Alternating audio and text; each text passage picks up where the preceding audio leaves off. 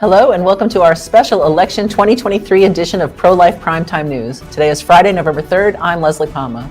And I'm Teresa Watson. We're so happy that you've joined us. Tonight, we have 4 special guests who will help us break down the important elections in their key states. Life is on the line in Virginia, and Lieutenant Governor Winsome Earl Sears will join us to talk about the high-stakes elections in the Senate and House of Delegates. We've been reporting on the importance of voting no on Issue 1 in Ohio. Tonight, we'll talk to Michaela Clay, an abortion survivor from Ohio, who should help convince you there is no other choice than to vote no. The governor's race in Kentucky comes down to life versus death. Our guest, Sadiya Wushner, the executive director of Kentucky Right to Life, will tell us the impact the re-election of incumbent Democrat Andy Beshear could have on Kentucky's protections for the unborn. Abortion without limits seems to be the mantra of New Jersey Governor Phil Murphy. Marie Tazy, executive director of New Jersey Right to Life, is with us to explain exactly what's at stake in next week's elections. Stay till the end as Priests for Life's national director, Frank Pavone, explains why every year is an important election year. Please stay tuned. The stakes are high for the unborn in Virginia, where all 140 seats in the General Assembly are on the ballot on Election Day. The outcome will decide not only whether Virginia will be able to provide meaningful protections to babies in the womb, but could serve as a bellwether for how national elections might be decided in 2024. Pro-lifers are hoping to increase their majority in the Virginia House of Delegates and flip the Senate to a pro-life Republican majority. To talk about these important races and how they will impact pro-life policies, we are so honored and excited to have joining us this evening Lieutenant Governor Winsome Earl Sears. She is a veteran of the U.S. Marine Corps, served as the Vice President of the Virginia State Board of Education, and was the first Black woman in Virginia elected to the state office. Welcome, Governor Sears. Thank you for having me. It's good to be here. So, Governor, you and Governor Glenn Youngkin have been urging Virginians to vote early in these high-stakes elections. Why is that important to the eventual outcome of these races? You know, that's a very good question. And the answer is that, do you know that in 2021, when we ran, there were 500,000 Republicans who voted for us. But in the very next year, the congressional races, they sat it out.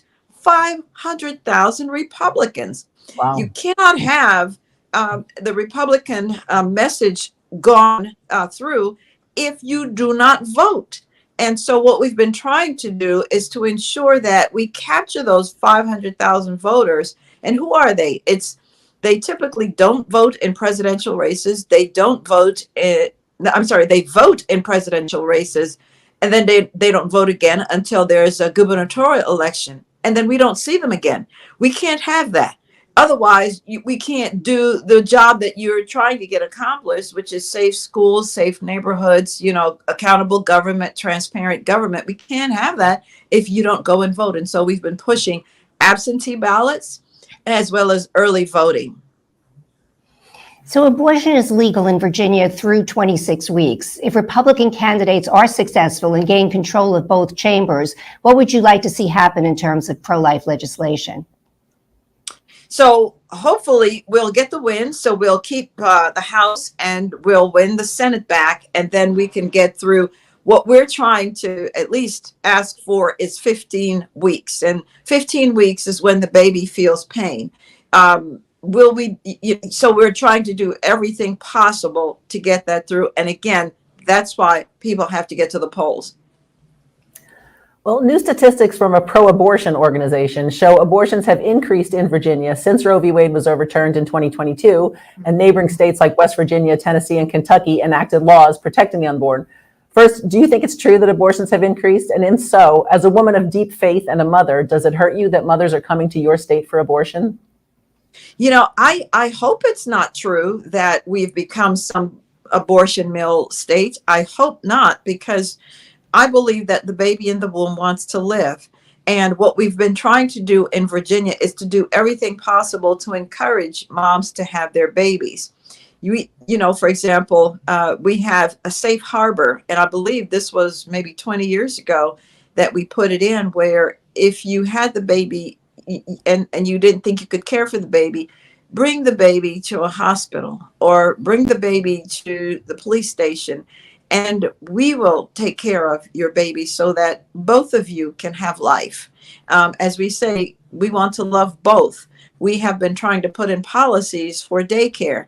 We've been trying to put in policies for better work environments and better education so that moms can be able to live in a good way, with a good income and be able to afford babies. So we've been trying to do everything we can, and we're hoping that people will make a different choice. Well, we hope so too. And Governor, we are so very grateful that you took the time to be with us today. But before you go, can you tell us what your message is to the people in what we call the mushy middle on abortion? Yeah, so explain to me what the mushy middle is. I'm not sure about that. I don't think Those are people who haven't really decided how they feel about abortion. Oh, well, I would say that I believe in life. I believe, again, the baby wants to live. As Ronald Reagan said, those who are for abortion have already been born. And, here in Virginia, we had a governor who said that you can have almost an abortion, even sort of after the baby is born. And and he was a pediatrician, he's a baby doctor, as we like to say. He was the governor, and it was Ralph Northam, and he got on the radio and explained that what we would do is keep the infant, he called the baby an infant even, keep the infant comfortable until the mother decides what to do. And it's, have you lost your mind, sir? The baby is already here. The baby is breathing on its own. And so we cannot have good government if folks do not come out and vote. You have to vote. God has given us that ability here in America to choose our leaders and to choose them wisely. And remember, when all is said and done, all of us will have to give an account one day of our actions. Well, thank you so much, Governor, for your time and everything you do for the people of Virginia. We'll be praying for a great pro-life victory next week. Thank you, and God bless all of you. Vote. Thank you. Good night. In-person early voting ends at 5 p.m. Saturday. On Tuesday, polls will be open from 6 a.m. until 7 p.m. Absentee ballots must be dropped off by 7 p.m. Tuesday at the General Registrar's office. Mail-in ballots must be postmarked on or before Election Day. 911, where's your emergency? My daughter! I think she's dead! These are women killed by abortion. Mothers, daughters, wives. As long as abortion remains legal, it must be regulated. But the pro-choice industry is pushing a dangerous agenda in Ohio. Issue 1 abolishes laws that protect women's lives during an abortion. Do you care about women's health? Then vote no on unregulated abortion. Vote no on Issue 1. The video you just saw was produced by Created Equal, a pro-life organization based in Columbus, Ohio. It's being aired across the state as residents prepare to vote on a ballot amendment that, if approved, would invent a right to abortion in the state constitution and negate all laws now on the books that protect the unborn and their mothers, including limits on how far into pregnancy an abortion can be performed. What this ad helps amplify is the fact that women die from so-called safe and legal abortion, which you are not likely to hear from the pro-abortion mainstream media. The later into pregnancy an abortion is performed, the more dangerous it becomes for the mother. There's an irrefutable fact. One of the women featured in the ad is Lakeisha Wilson, who died in 2014 at preterm abortion business in Cleveland after undergoing a second trimester abortion. Moms who die are the collateral damage of abortion, but babies in the womb are the intended victims. Our guest, Michaela Clay, a lifelong Ohio resident, survived the abortion meant to kill her, and she has been sharing her very powerful message as she works to defeat Issue 1 in Ohio. Thanks for joining us, Michaela. Thank you, guys. Well, Michaela, can you share your story with our viewers? Yeah, absolutely. I was born at an abortion clinic. I was estimated to have been born at the end of the second trimester, early third trimester, which is between 26 and 27 weeks. I will never know the day that I was born. I will never be able to go out and enjoy a good hike because my lungs were never fully developed, or a bonfire.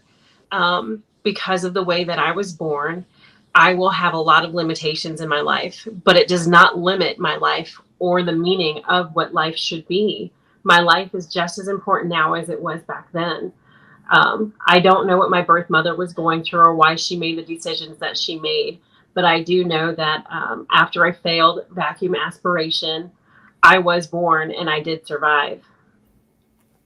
That's incredible.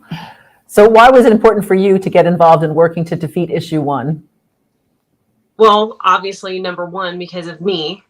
I am what we are fighting against. I'm what the media doesn't want people to know happen and exist. We're fighting against issue 1 for the other 6 million children out there that have already lost their lives and can't fight, for the 6 million more that could be lost.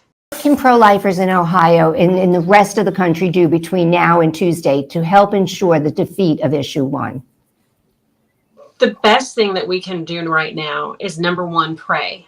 Number two, there's road signs all around us and who we need to reach out to. And that's everybody who has a vote yes for issue 1 in their front yard.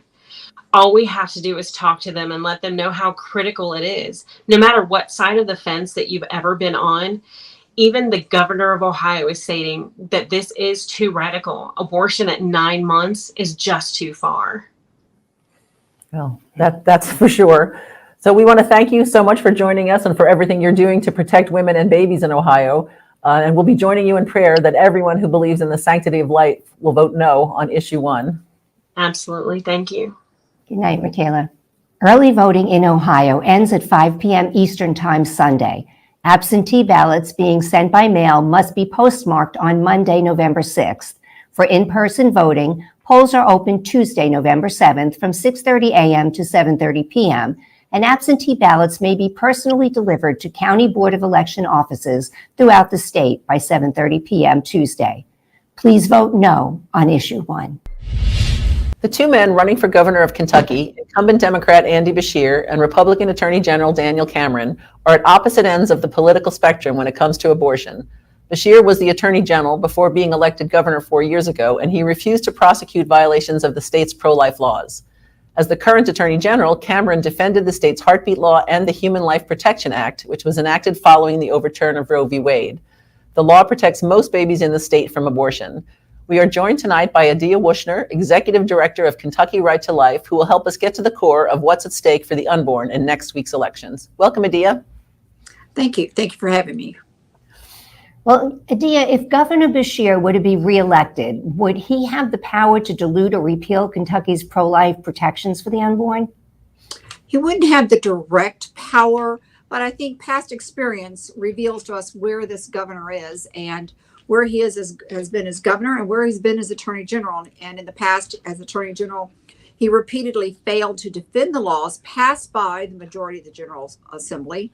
Whether it was 20 weeks, whether it was heartbeat, as governor, he vetoed the Born Alive Act. So we know from experience where he is and his position on abortion. You know, the battle is long from over when it comes to life from right to life and the life of the unborn. We know that right now in Kentucky, there are no abortions taking place except in the exception for the life of the mother. But in our last court appearance with the Attorney General's team, even though the opposition, we counted as a victory and that we won, the opposition, Planned Parenthood and the abortion facilities have, sworn to come back. They're looking for what we would call a Kentucky Roe so that they could have another case before the Supreme Court of Kentucky and go that route. So we're far from over here in Kentucky, and we need a governor that's going to stand behind the laws as Attorney General Daniel Cameron has, and will protect the unborn here and the most vulnerable here in the Commonwealth of Kentucky. Well, Beshear's campaign released a commercial showing a woman who became pregnant after being raped by her stepfather, accusing Cameron of not caring about victims of sexual violence. What did you think when you saw that ad? Well, as a woman, as a nurse, as someone who's worked on legislation as a prior legislator, when it comes to sexual assault and trauma, when I saw that, I thought, this is very unfortunate, unfair to Kentucky women. Kentucky women deserve better. It's not true. And to use and commercialize something as tragic as sexual violence or sexual assault for campaign gain is really disgusting, to tell you the truth. And many of the pro-lifers felt the same. It is a tragic event when rape or incest, those are situations that impact a woman at some of the most vulnerable times of their lives. But they do not need to be commercialized to have campaign gain, because there's much more that goes into that discussion than just what you see on the screen. No, we agree with you. But a year ago, Kentucky voters rejected a ballot amendment that would have denied any constitutional protections for abortion. That was a surprise from such a pro-life state. What do you think happened there? And are you worried that maybe the same sentiment might return regarding Bashir to the State House? Well, we are concerned, and I don't think that the election fully validated where Kentuckians are on the life issue. We know that same ballot initiative the year before in states like Louisiana and Tennessee had full support. In the midst of that campaign, Roe was overturned, and suddenly we saw commercials that they had the money to fund and put out there with misinformation, whether it was on rape and incest, miscarriage, ectopic pregnancies, flood the channels. We were being part of that Yes for Life campaign, and one of the chairs on that political issues committee. We worked diligently, but what we saw happen was we were outspent almost 8-1. But even being outspent 8-1, and I have since then seen the misinformation. When you have that much funding, that means that the other side, the opposition, can not only advertise and campaign to their supporters, but they have the ability to campaign to our supporters. And good pro-life people became very confused. Ballot initiatives are always tricky. I almost don't recommend them because they're very difficult. And so for the voters, we still have men and women who come to our office and say, I'm sorry, I voted wrong. But we came in at 48%. It was not even being outspent 8-1.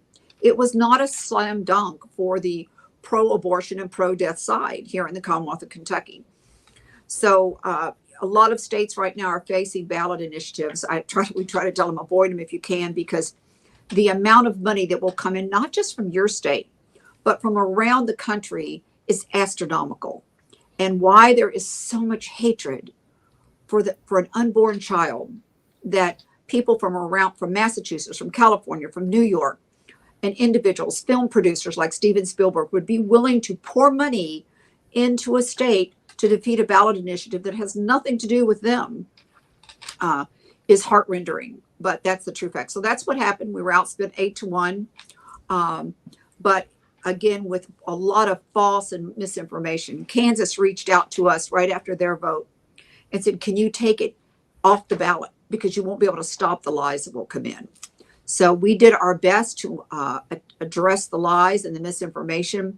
And like I said, even being outspent, 7.5%, almost 8-1, we still came in at, 48, very close, very disheartening, very close. But again, I think a reflection that for the people of Kentucky, even with misinformation, it was almost 50-50.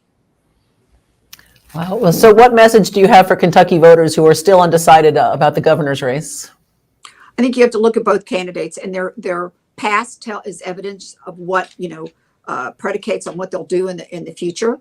This government, especially for our pro-life voters, pro-family voters, our message is we love them both, mom and child, and that this governor has a history that he will not defend life. He will go along with the Biden administration and the Democratic platform. That's where his allegiances are. Excuse me. Daniel Cameron has done nothing but walk beside us and defend life, and he's the real deal. When I first met Attorney General Cameron, the first case we ever had together, we were at the U.S. Court of Appeals defending the last bill I passed in the General Assembly and in 2018, and that was live dismemberment. And he looked at me, General Cameron looked, new elected Attorney General from the Commonwealth of Kentucky, and he goes, I will fight this all the way to the Supreme Court. And what he was fighting for was to do what the current governor had not done when he was Attorney General, and defend the law. And Daniel Cameron is a man of his word. We went all the way to the Supreme Court of the United States, and we won, and he won that. We won that battle. So today we look at the every law that is on, every pro-life law that is on the books in the Commonwealth of Kentucky is intact and in full force.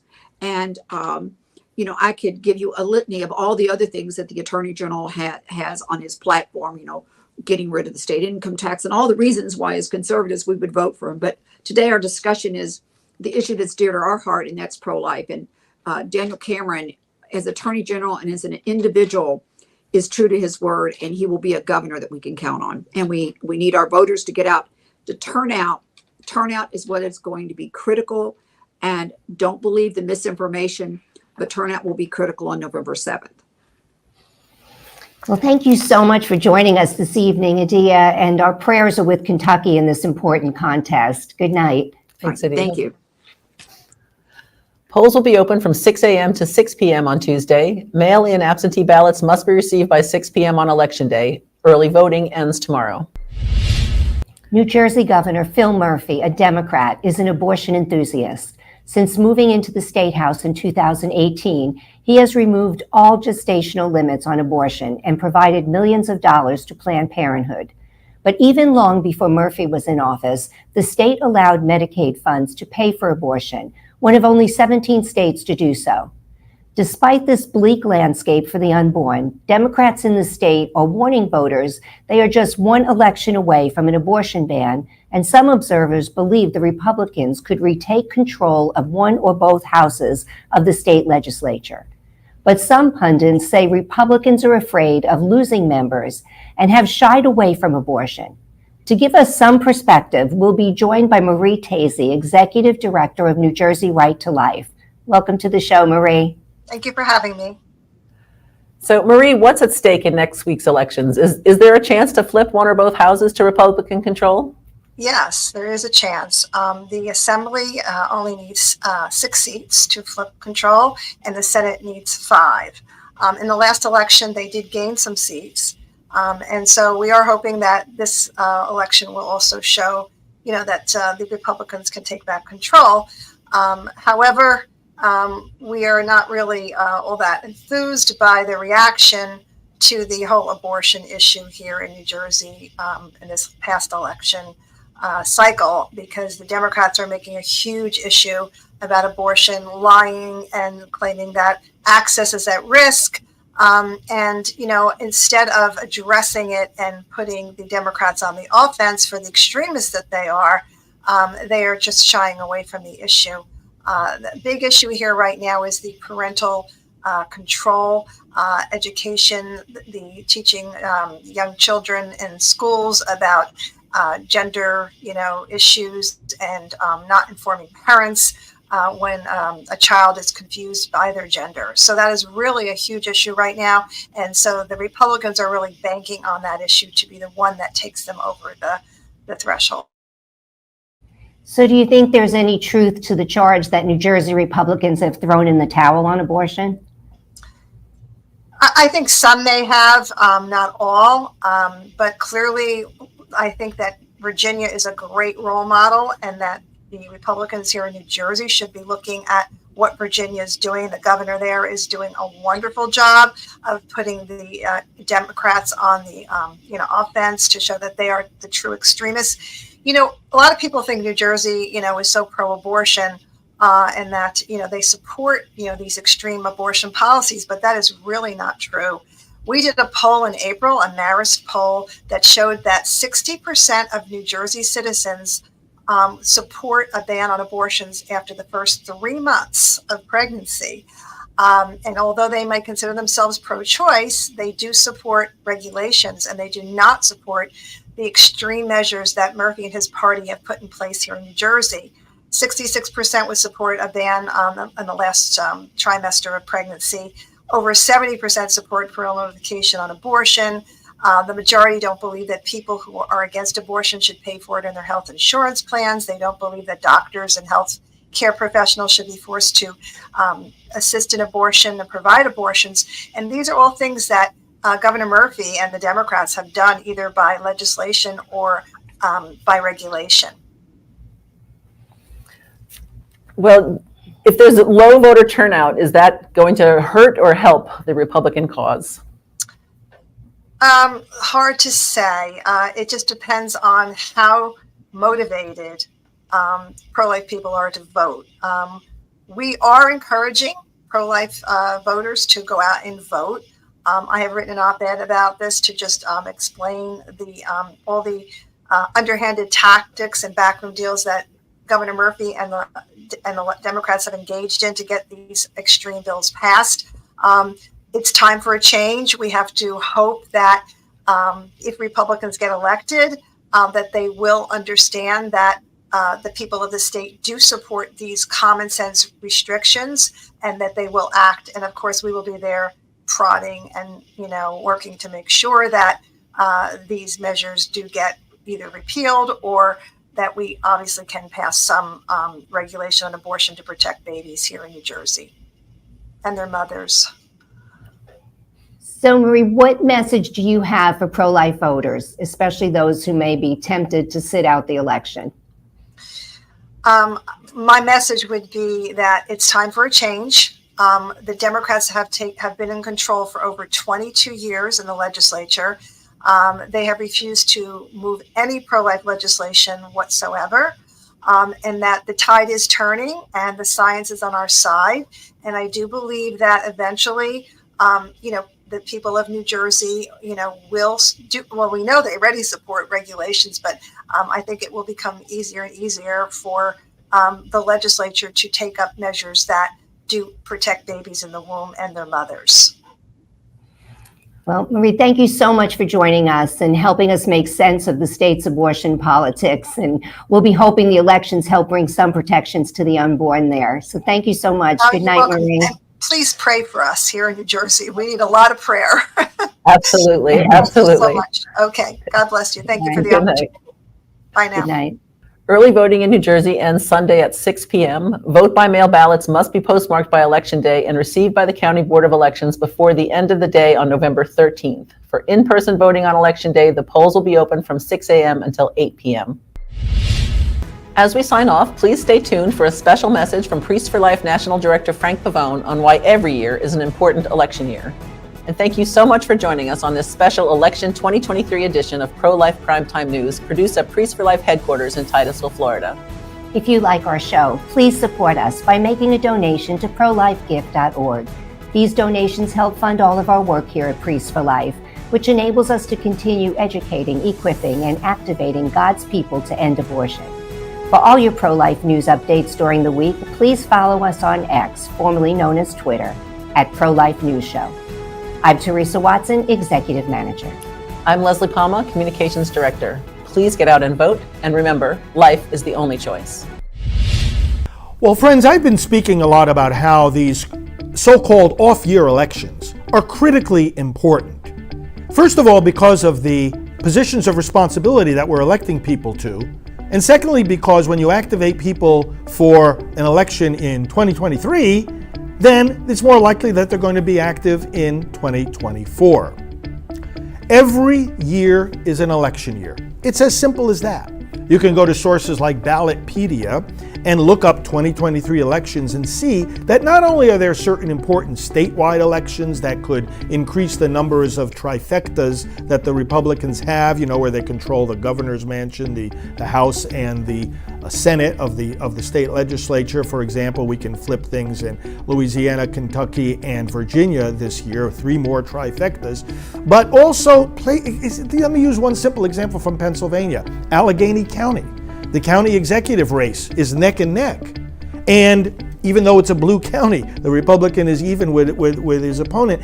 And the county executive has a lot of authority over elections. And Pennsylvania is a key state for the 2024 election. So everything matters. And there are many, not only statewide races in 2023, there are all kinds of races on the county and city level, city council races, mayoral races. Pay attention to what elections are happening in your area. Not only vote in those elections, but brothers and sisters, activate your fellow citizens to vote. Maybe somebody hasn't voted in years, or they never vote in the quote off-year elections. Remind them the off-year elections are critically important, and if they get out and vote now, they'll be all the more ready to do the same next year. May God bless our country every election year. May all of us as citizens participate all the time.